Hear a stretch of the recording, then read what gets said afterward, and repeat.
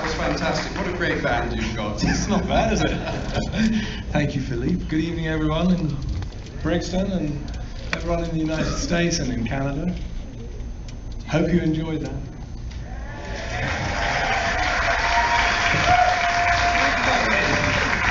Yeah, it is. It's great. Do you think the DVD captures the magic of the concerts in particular?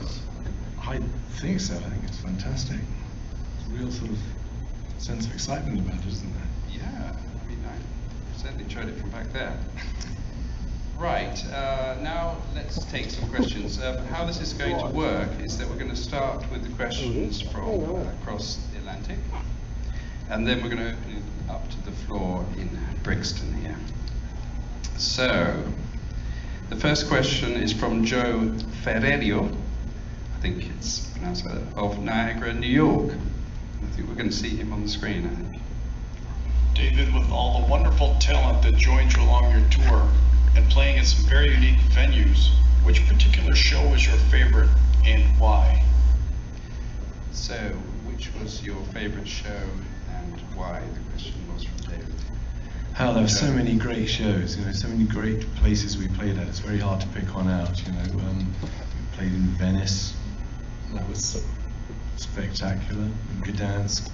We played New York City, we played at Radio City Music Hall, which is an old favourite. It's a fantastic place.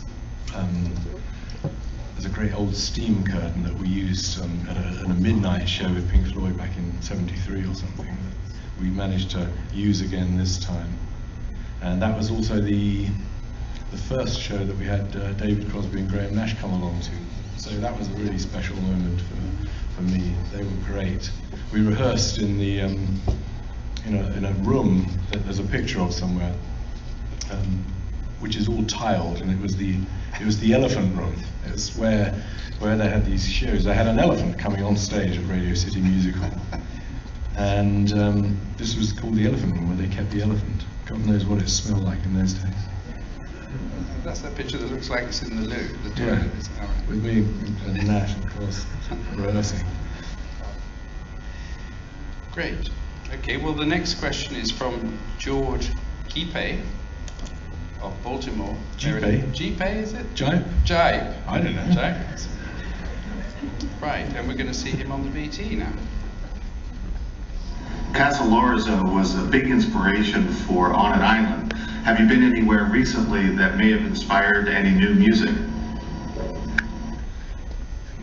So, Castellorizon, do you pronounce it like that? Castellorizon, yes. I've always wanted to.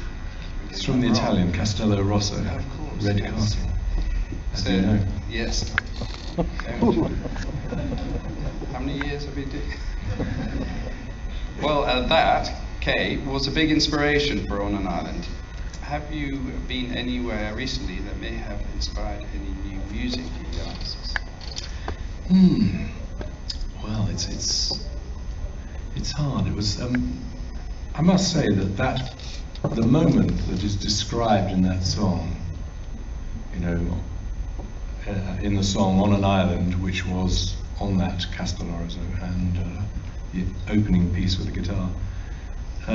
We had a fantastic time there with some friends of ours in '93, in fact, and those friends, two of them are now dead, unfortunately, and it was a really magical sort of time we had together that, thinking back on, was something really special. And sometimes you can be in a very special place and it can take a while to filter through to you exactly how special that place or that moment was.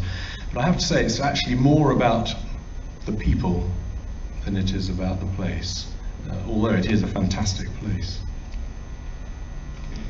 Okay, well the next one is... Did I avoid that question sufficiently? Yes, I understand.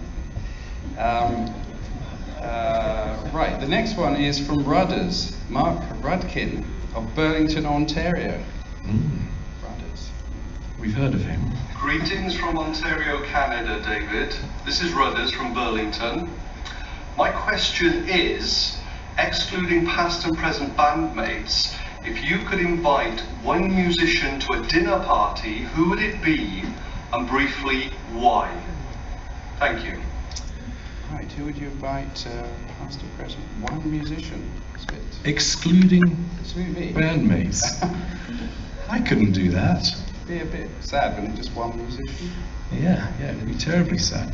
I mean, I don't think I could do it. I would definitely want to have these bandmates, some old bandmates too, maybe. We did it last week, in fact, Phil, didn't we? We round the sat old out campfire. round a campfire. You cooked. Cooking burnt meat on a fire, and talking and carousing a little bit into the wee hours. That'll do it for me. Sorry. Yeah, that's a good answer. Yeah, that's the right answer. Right, next one is from Susan Neighbors, Carson City, Nevada. Hi, David. I would like to know, what type of music do you listen to? For instance, what CD is in your car stereo right now? What CD's in the car stereo right now? Yes. You want the truth? No. It's Joan Jett singing "I Love Rock and Roll." Oh. You won't believe that. My daughter loves it. She has a CD of rock and roll tracks, and she sings that when she's 5. She sings that one out. That's fantastic. Also, I'm listening to Amy Winehouse a bit at the moment, and a strange record called the Mexican Institute of Sound. Oh, fantastic. It's Latin, Great. hoppy. And no Sex Pistols then? We do sometimes, but not at the moment. These things are on rotation. Was that because he had, that T-shirt? No. I hate Pink Floyd. No, I listened to him because he had that T-shirt. It's clever though. He said he didn't mean it. No, of course he didn't. He loved Roxy. It's a pussycat, really. Right. Right. Next one from Kimberly Carr of Ottawa, Ontario. Hi David, my name's Kim Carr and I'm a 13-year-old and an inspiring musician, and my question for you is, what do you believe comes first when you're inspired, the lyrics or the musical composition? I would say that for me, 90% of the time, it is the music that comes first. But hopefully, within that music, there is something that inspires a lyric, and sometimes it can be very obvious and it's bound up intrinsically with it. For instance, the blue, which just, I didn't spot it, Polly spotted it, my wife, who's my lyricist, and she spotted it first, and I just had to say, well, that is, nailed it, that is exactly what that one is about. It's about the deep blue sea and various other aspects of that. But for me, the music does actually come first. Great. Okay. Next question is from Ayako Hasegawa of West Palm Beach, Florida. Hi David. On an island you play many different instruments, from the saxophone to the Gilmour. In your opinion, and of course aside from the guitar, which instrument is the most fun to play and which one was the hardest to learn? Thank you. Very polite lady. Yes. And she could pronounce Chumbush. Fantastic. Incredible. Yeah, okay. It's saying that it's hard. I don't know that any of it was so hard. It's fun to learn these instruments. I'm still learning the guitar after more years than I care to remember. You never quite finish. You're never finished. You keep going. And they are all an enormous amount of fun. But it's saying which one is hardest. I'm a real amateur on everything else, I have to say. So I guess the guitar. And the Chumbush looks pretty difficult to play. The Chumbush is an interesting thing. It's a 12-string Turkish fretless banjo. It's like a frying pan with, Yeah. with rubber bands on it. That's what we call it, a frying pan. Right, next question is from Damien of Miami, Florida. How you doing, David? The question I have for you is, I've heard you say in past interviews that coming up with lyrics has never been an easy process. What was your inspiration lyrically for the song Pocket Full of Stones? Thanks. Well, as I mentioned briefly before, I am in a writing partnership with my lovely wife Polly, and she wrote the words to that song, and I've been in some good writing partnerships really in my time. A couple of people who aren't mad at it. You'd have to ask Polly. Sorry, I know you were a long way away, and but Polly's out there. Can we? Okay, moving swiftly on. Right, we don't have a VT for this one, but this is from Mike Petersell of Shelton, Connecticut. You've played a lot of Sid's materials in recent years. Has this been a conscious effort to keep his legacy alive, or is it just that you like playing the music? It's a bit of both, I guess. They're lovely songs, they're great to play, but I do feel a little bit of a sense of responsibility towards sort of keeping his legacy alive. I mean, he doesn't frankly need my help, I don't think, too much. People love to hear his stuff, and I mean, it's pure joy to play something like Arm Playing with Bowie. It's just fantastic. And there was an occasion on the tour when we got to, was it Clam, a place called Clam Castle in Austria, which was just a few days after Sid had died, and I did, rather off the cuff, sing a song of his called Dark Glow, which includes the lines, "Won't you miss me? Won't you miss me at all?" And I have to say I do miss him a bit. So. Yes, no. Yes, that was, we didn't know you were going to sing that, you hadn't rehearsed it. And luckily you didn't ask us, because it seemed fiendishly difficult, but you did it incredibly well, and it was a very moving moment, so well done. Right, we have a BT here, and it's from Gabrielle Childers of Winthrop, Washington. Hi David, could you choose 4 of your compositions that might best represent the evolution of David Gilmour, the man and the musician, over the last 4 decades, 1967 through 2007? Thank you. That's a big ask. Good luck. See you in a couple of hours. Well, first of all, we must quibble over the maths. 60s, 70s, 80s, 90s, 2000s. 5 decades? That was 4 decades? Hey, let's not. Sorry, you don't want to own up to this stuff. You know, it's a very tough one, that one.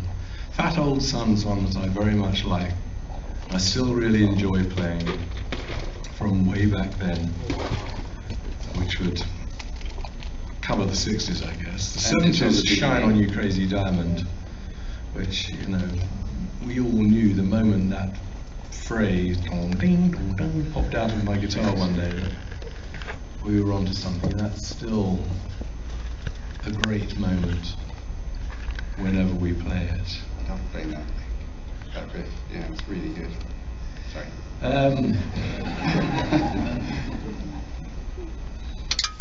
The 80s, I'd say Sorrow was a great track that we actually didn't really do on this tour. There were so many, some things had to fall by the wayside.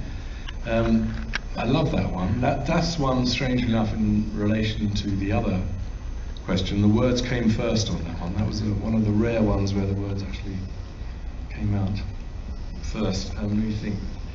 In the 90s, High Hopes is what to me, bragging but not bragging, is a Pink Floyd classic, I would say. I shouldn't say that, but why not? sorry. What the hell? And on the recent album On an Island, the 2000s, The Blue is one of my favourite songs. It's just, and Where We Start, that's already 6. Sorry. Okay. Anyway, I could go on, but maybe that'll do.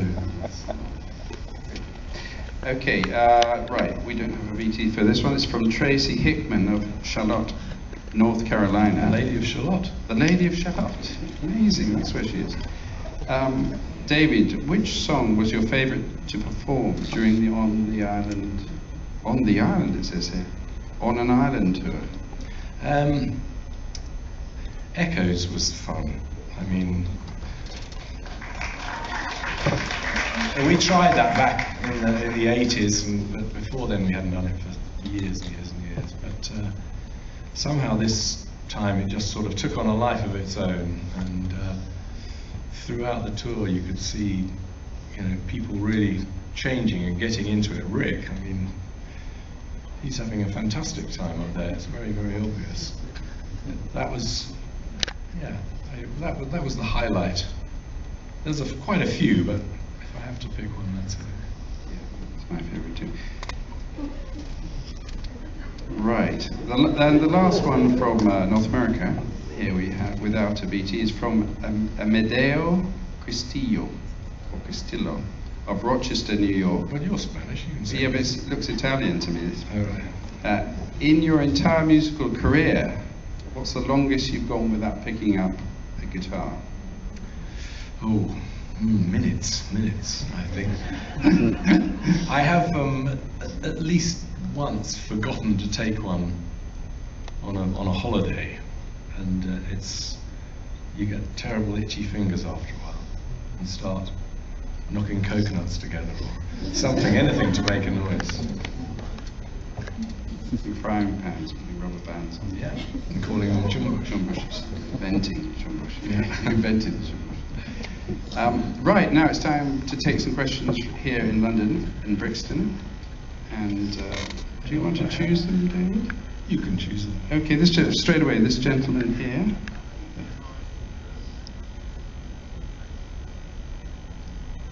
Right, how many guitars do you own? And which is your most treasured possession? Presume guitar. There's over 100 guitars, most of which are in storage, and which I don't really use that much. One of these days I'm going to get around to selling a few of them. But there's 20 or so in constant usage. The Black Strat obviously is pretty well my favourite, and an old Martin D18 1945 I play at home all the time. Yeah, there's a black Gretsch Duo Jet, which just is beautiful as well. Lots of them are great. Okay, this lady here, please, second row.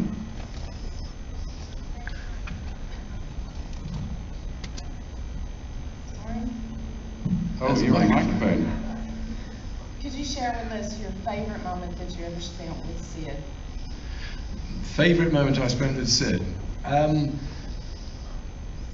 We went hitchhiking around France and staying in campsites one year. I think it was about 65, I would guess. My memory serves me well, not 100% reliable. We stayed in campsites. We busked in Saint-Tropez. We sang Beatles songs from A Hard Day's Night, I think it was, and promptly got arrested because you needed a license for that, and slammed in a cell for a while. And then we were met by a friend with a Land Rover, and we drove slowly up through France, and we went to the Louvre Museum in Paris, and we bought some books that weren't allowed in England from the old Olympia Press. And we sat in a campsite outside Paris in a tent with a torch, reading them to each other, and so on and so forth, and then got terribly nervous as we smuggled them back into England. We had some great times. That was long before Pink Floyd.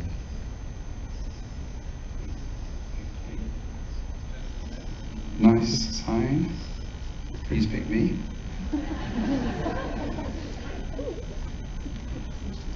Hi Phil, hi David. Peter Tattersall from Brixton, so may I say a very warm welcome to Brixton. Thank you. Okay. Have we met before? Yeah, about 10 years ago. I was fascinated to hear you talk about how you would like to dismantle your guitar and change the neck and change the pickups, and I know that well, Pete Townsend liked to, from The Who, liked to dismantle his guitar and they'd take the neck off by smashing it up and down on the stage, and he was successful, but I imagine you were more successful about putting your guitars back together again. So I'd really love to know how changing the neck and the pickup improved the feel and the sound of the guitar for you personally. Funnily enough, I did actually go around to Pete's house, and he did have a massive box full of bits that he'd collected from broken fenders. He very generously gave me quite a few pickups and bits and pieces. One is sort of questing, searching for an improvement in sound and the feel of an instrument, and probably half the time you don't really get anywhere and it doesn't change a bit, but it feels like you've done something and you've worked hard. I was quite handy with a soldering iron. Thank you, David. Well, I hope you don't mind. I hope you don't mind that I wrote down the words to a song for you as a thank you for an excellent CD, a magical concert, and well, the DVD does capture the magic for me personally. I hope it captures it for other people because it really is superb. Thank you, thank you. That's great. Okay, more questions? I really think that now you're on the road, you're in the pink, you're on the brink, you're through the void with brand new songs, not just Pink Floyd's. Okay, well, if you had high hopes about my song, you certainly won't have any more. So let me just say that was a bit of fun. Yeah. So, yeah. Well, my gift is my song, and this one's for you, and this one's for Polly, and a great big thank you. Thanks ever so much, David. Thank you. Thanks very much. Okay, the lady over there. Yeah, with you. One lady.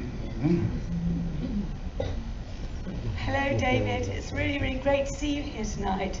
I want to know, I'm sorry, I've got a very bad cold, but I want to know what you are going to teach our children. We've, there's a lot of us here tonight who have followed you through our youth, and we're about the same age, but we got kids the same age as, well, 20, 25-year-olds.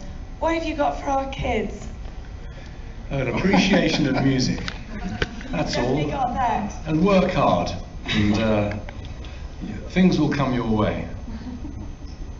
What else?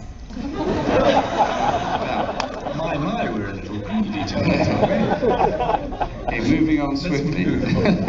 Okay, this gentleman here, please. White shirt. Yeah. Hello. Every guitarist in the world, at whatever level, if they go around someone's house and spot a guitar, or if you're in the guitar shop, you always go straight to one chord, or you bash out a song. I assume you don't go into a guitar store and start playing Stairway to Heaven. So what's your, when you grab a guitar around someone's house or just spot one, which chord do you go to, or what's the song you just bash out for fun? Oh gosh, well, we do like to sit around a campfire sometimes and sing old Beatles songs, and they're bloody good, you know. I watched Hard Day's Night on the telly the other night, and there's some great songs that are terrific fun to just sit and practice with. And you know, imitation is a great way to start learning things. Okay, good. Right, lady straight ahead there. Oh, good evening, David. I'd like to know your thoughts on the Led Zeppelin reunion. Well, you know, I haven't managed to get my tickets yet, but I will if I can. It's a one-off, as we understand it, and I'd very much like to go and see it. I'm not sure about all these sort of nostalgia tours that trundle off around the world making vast pots of money all the time. No, I haven't. I'm going to pull strings and see if they work. Well, by a strange coincidence, the promoter who did your Live at the Albert Hall concert is the promoter who's doing this after you. Might have some influence. Well, we'll do our best. We'll do our best. No, yeah. It's not here. No. No, sorry. Harvey, no, I don't think Harvey's here this evening, but this gentleman here? Hi there. Just wanted to know, you've played all sorts of places, such as like Pompeii and Venice and Oil Rig and things. Where would you like to play that would be really obscure? The moon.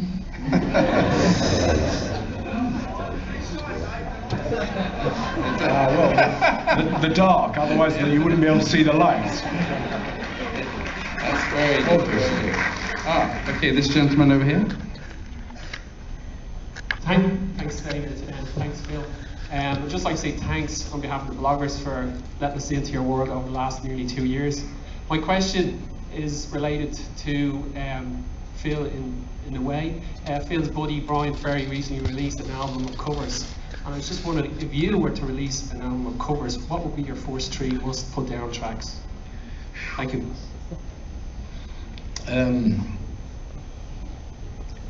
Covers are terrific fun to do, but they're usually torture for everyone else, unfortunately. So I don't know. Something like Surf's Up by the Beach Boys, I'd love to try.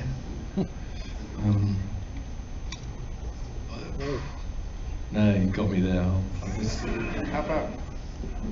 We did do Crazy by Niles Barkley at Soundcheck quite a lot.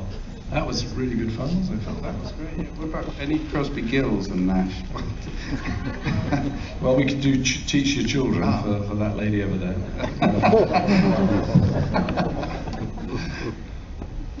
Good. Right. Hi, David. Christine from California. Thank you very much for all of this. Just wondering if you're still playing saxophone and keeping that up. We'd love to hear it. I'm a little rusty, I have to say, at the moment. I have played it a few times, but not as often as I really ought to keep absolutely on the ball. But if I get to performing with it again, I will have practiced. Good. Well, thanks, everybody. We've got to finish now, but just a reminder that the evening isn't quite over yet. There's still a lot more to see on the documentary and a very special extra bit that you're going to see. And let's not forget that you can get the DVD on Tuesday in North America.